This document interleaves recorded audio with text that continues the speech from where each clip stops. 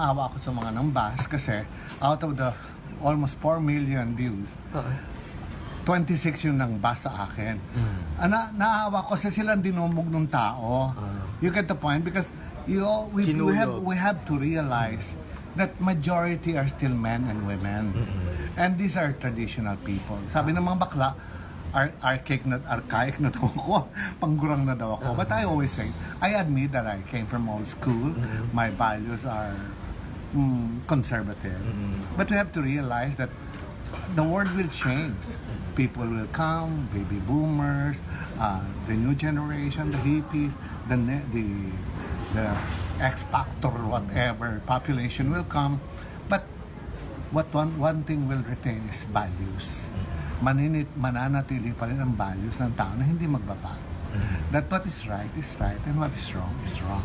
Iniiba-iba lang ang pagkategory sa mga bakla. May mga transgender na ngayon, may mga trans na, may chorba, pero at the end of the day, bakla pa rin tayong lahat. Walang pagbabago. Sabi ko nga, kung sabi ko na ng bakla, gilingin mo man yan, baklang hamburger. Ulitin ko, gayatin mo man yan ng maliliit. Ang labas niyan, baklang langgunisa, di ba?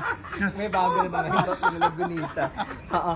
Did you expect na it will create quite a stir sa No, I never expected. Marami nag-react. No, I never expected. It's just a visit of the PMPC to Manayileti, which I'm very, very happy.